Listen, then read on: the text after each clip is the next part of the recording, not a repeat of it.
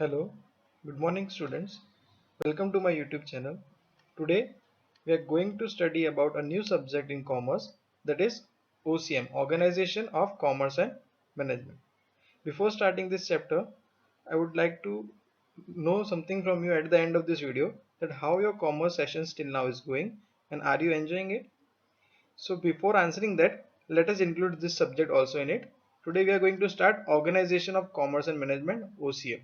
Before starting this chapter subject, let us understand what is OCM. Meaning of Commerce and Management. What is commerce? Generally, commerce refers to exchange of goods, services of or something of value between business of entities. So whatever we do trade or exchange of goods or services is generally known as commerce in wider terms. And what is management? Management is the administration of an organization. It includes the activities of setting the strategy of an organization and coordinating the efforts of its employee to accomplish its objectives. So management is, we can say, the thing or the administration from inside the organization. Administration of organization, strategy, coordination, organization. All these are included in the management perspective. Now, talking about the OCM for your next 2 years of academic career, that is your 11th and 12th. So, bifurcation of OCM as per the classes. If we talk about 11th, in 11th, that is your first year, we will focus more on knowing business from outside. We'll knowing business from the outside world, or how we can see it from the outside world. We'll understand about the enterprise establishment, how it is managed, requirements of fund, etc. How the enterprises is managed, how they are established. We'll look into this, and we'll further look about types of trade practices, types of trade forms of different forms of organizational units, so we can say different forms of businesses. Now if we talk about the second year, that is your 12th, we will focus more on management as core and knowing the business from inside. In 11th we know the business from outside, in 12th we know from the business from inside. In 12th we'll understand about enterprise from the management point of view and making it more effective by internally connected. From the management point of view, we'll study in the 12th, and what it will include, like 11th include types of trade, forms of organizations. 12th OCM includes planning, staffing, organizing, controlling, etc. So this was a brief intro of your OCM for the next 2 academic years. Now talking about the brief syllabus, talking about the brief and syllabus. First brief, in OCM what we'll learn about more about enterprise establishment and its management. It will give us more precise idea regarding how business is done using commerce in the background. Means we'll get to know what is the difference of business if we know it about from the commerce point of view and a normal business. Talking about the syllabus for our 11th standard.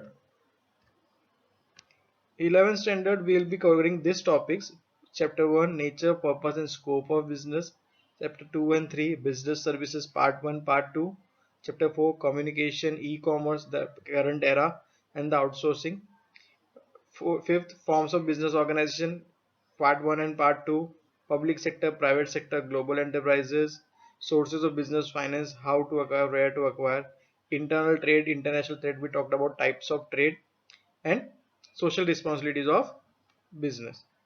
So this is a brief syllabus of our current year. Today we are going to start from chapter 1, nature, purpose and scope of business.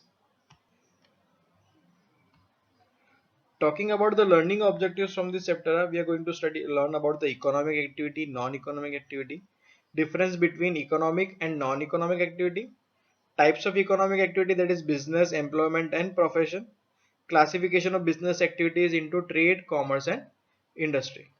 So today we are going to start very briefly with economic activity. Now what is economic activity? Any activity carried out with the objective of getting, I am highlighting the main part, that is economic benefits or monetary returns or monetary consideration in return. so that he or she whosoever is doing that activity can satisfy their needs. So any activity with the objectives of economic benefits or monetary consideration, monetary returns, with the motive of satisfying their needs is called economic activity. All economic activities are called productive activities. Economic activities are always productive.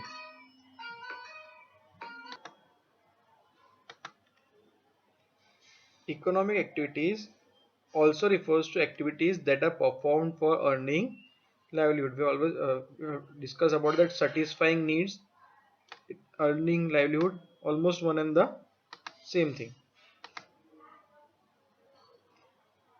Now examples for the same are farmers producing grains, carpenter manufacturing furniture, shopkeeper selling goods, traders, etc. Now talking about non-economic activity. Activities performed without the objective of monetary consideration or economic gains is known as non-economic activity. So it is just a reverse of economic activity. In economic activity, the activities are done for economic benefits or monetary returns, and non-economic activity are done without the objective of the monetary consideration or economic gains. What are the motivating factors? The motivating factors for this are service to countries, services to society, and other welfare services. Non-economic activities emerges out of love, care, kindness, affection.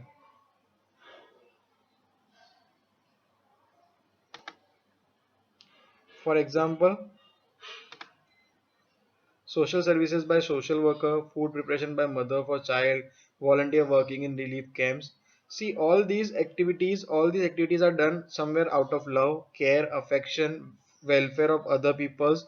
And the best example is the welfare activities done nowadays for the welfare of the people going across to the corona pandemic.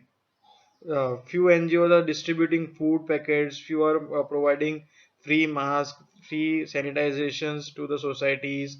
Some companies are providing sanitization machines for the nearby local areas or societies. So all these are the nothing is compulsory. No one is forcing them to do.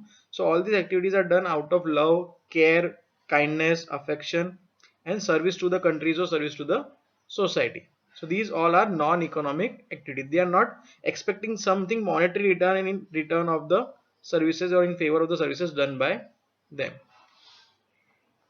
Now next topic is difference between economic activity and non-economic activity. One more thing before starting this difference.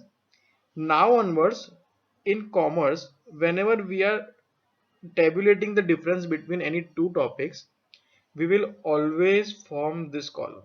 We will always form this basis column or point of difference column.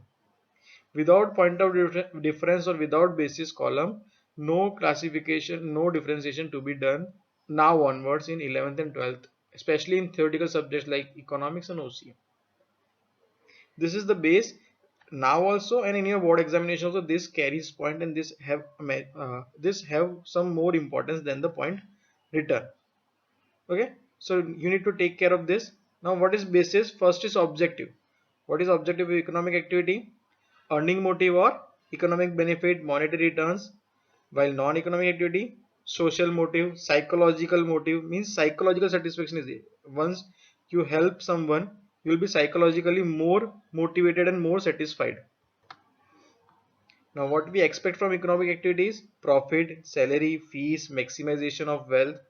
On the other hand, from non-economic activity, we expect service and welfare. Economic activity types, it is mainly divided into three types in broad way, which will come across in this chapter only. That is business, employment, and profession. While there is no such type of economic activity. And last is risk and uncertainty.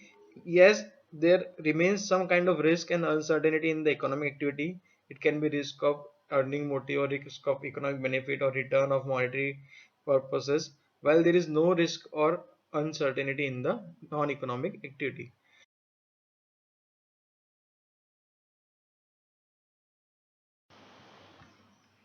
If you're helping someone, what kind of risk or uncertainty could arise? Generally, no risk or no uncertainty arise.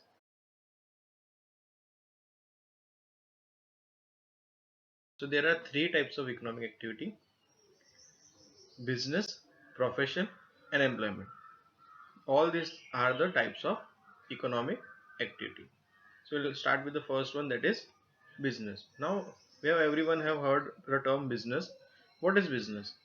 The term business is derived from English word busy, which means to remain active continuously. The concept of business is related with profit motive. Everyone do business for earning livelihood, and how livelihood can be earned by earning profit. So the business concept is related with the profit motive. And what is the definition if we say for one line? Business means any legal economic activity with the motive of profit. Means it should be economic activity, it should be legal, and it is to be done with the earning motive of earning profit. Then we can consider it as a business. Now talking about characteristics of business. First is objective of profit. So absence of profit means no business. No profit means no business. If I am doing some activity, whether it is economic, but without the motive of earning profit, then it is not a business. If I am doing so for with the motive of earning profit, then it is considered as business. Profit is the barometer of the business, and profit is considered as the barometer of the business. Barometer means equipment through which we can measure the success of business. So yes, we have seen, we have heard that more profitable business is considered as more successful. So profit is the barometer of business. Second point, exchange. Exchange of goods and services takes place in business. Goods are in visible form, or we can say tangible form, and services are always in intangible form, are exchanged. Third point, risk and uncertainty. Risk are of two types. There exists risk in business, but risk are of two types: controllable and uncontrollable. Controllable means those risks which are man-made: risk of loss, theft, risk of fire, dacoity. All these are controllable risks. Uncontrollable risks are natural disasters, earthquake, floods. All these are uncontrollable risks. Fourth point, utility. Now what is utility? To provide satisfaction to customer with the use of goods is known as creation of utility. If someone, or if our customer is getting satisfied by consuming our goods or services, then utility is created. Utility is of three types: form, place, and time. What is form utility? Conversion of finished raw material into finished good is form utility. What is place utility? Providing goods at the place of demand is place utility. For example, I need a car. A car is manufactured in Dehradun, Himachal Pradesh, but I need a car over here in Gujarat. So if car is being made available to me by the manufacturer or producer or the shopkeeper or the seller, then it is known as place utility. And what is time utility? The time utility means making the goods available at the needed time. At the needed time. Okay. So that is form, place, and time utility. Next is continuous activity. Any business unit is not considered as a business unit if it is not continuous. If it is not continuous, transactions are to be carried out regularly and continuously. If I sell a car today and tomorrow I shop close down, that it doesn't mean that I am running a business. If I am regularly dealing in car business, then it is considered as business. And last is money. Money is required and used as a medium of exchange in business.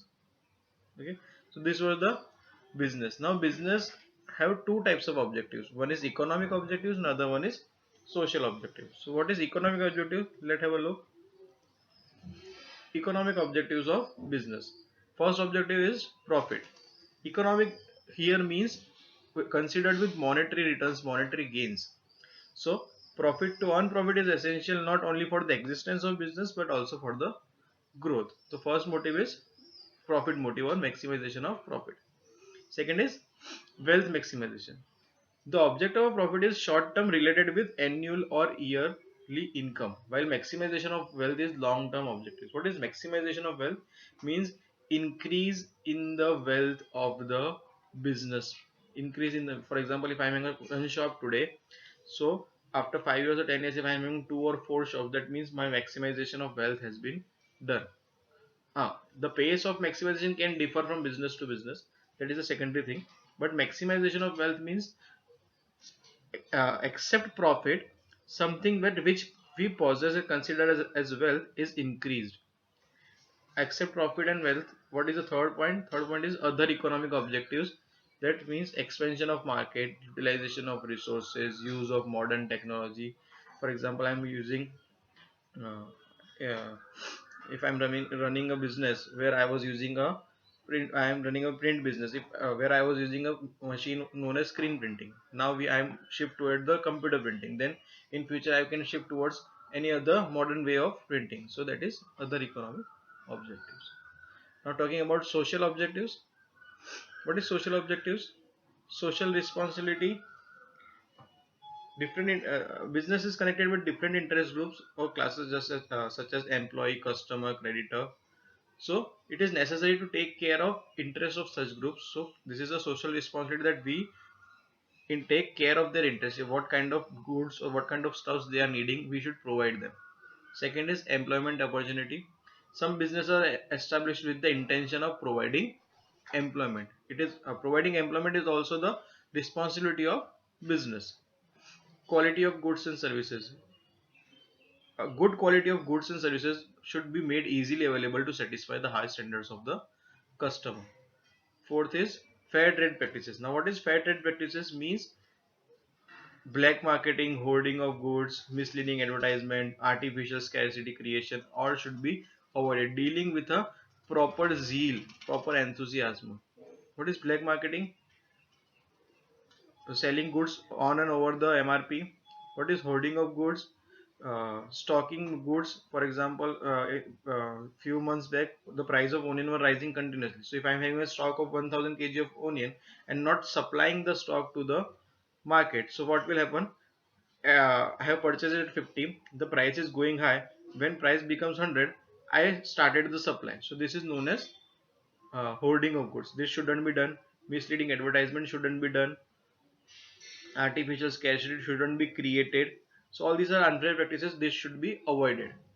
And what are the other objectives? Economic development of nation, cooperation with the governments, providing incentives to employees, welfare of the customers and society. All these are the social objectives of the business.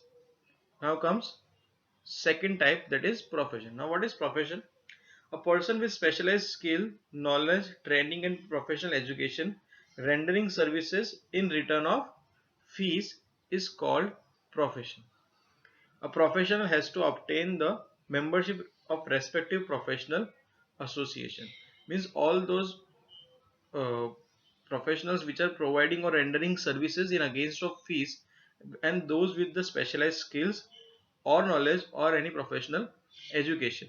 Examples: doctor, lawyer, chartered accountant, teacher, etc. are the examples of profession. Now, what are the characteristics of profession? How economic activity can be considered as profession? So, first one is specialized knowledge, skills, and professional education. The one who is performing profession would be having specialized knowledge, skills, or professional education. Second, charges fees for rendering services. They don't take salary from us. They don't ask for money. They charges fees. They charges fees. Primary objective is to render services. Why primary objective is to render services? For example, nowadays, if we go to a doctor, uh, a small doctor near us, near our home, so we go over there for asking his services. But after checking us, if he provides or if he or she provides some of the tablets from his hospital only or from his dispensary only, so the providing of tablet or providing of medicine was not his primary objective. The primary objective was to provide the services. So primary objective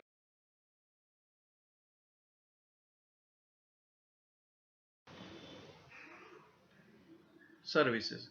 Next is Independent activity of earning. Yes, the professionals are moreover independent. A doctor is independent of his deciding of his own working hours, own fees for charges, own charges or fees.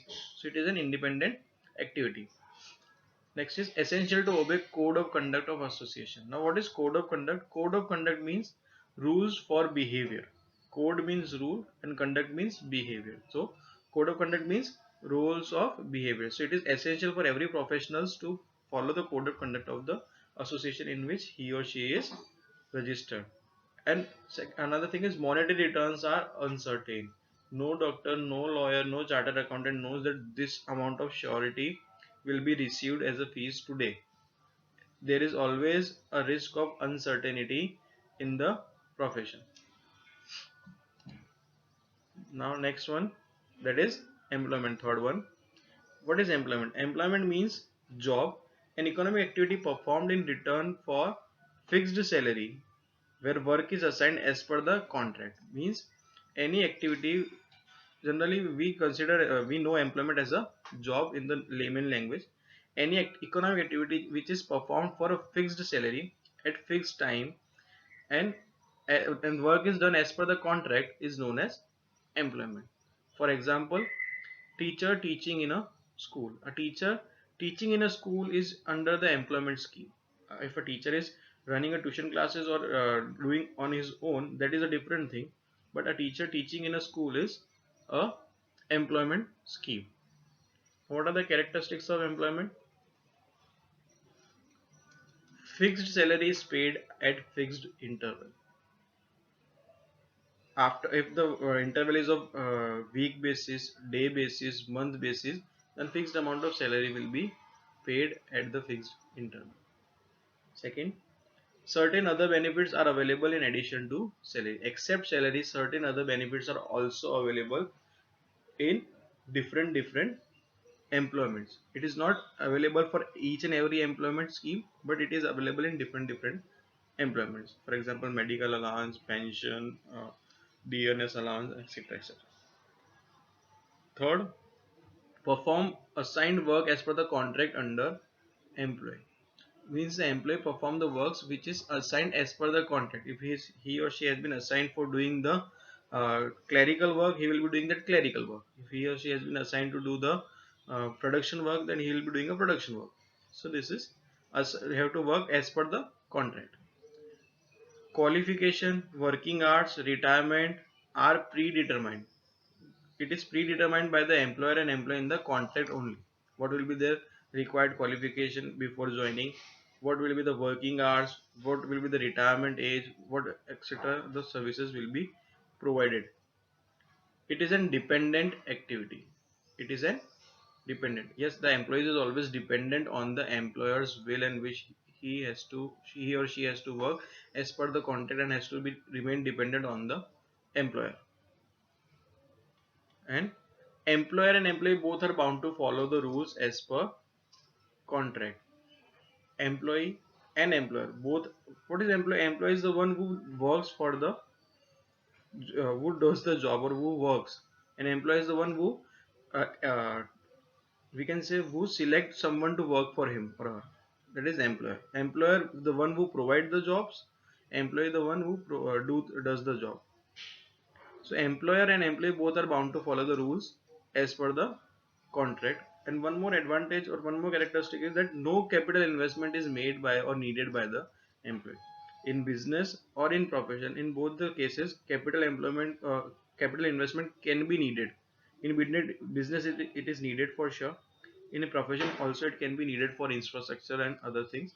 But in a job or in employment, no capital investment is made by the employee.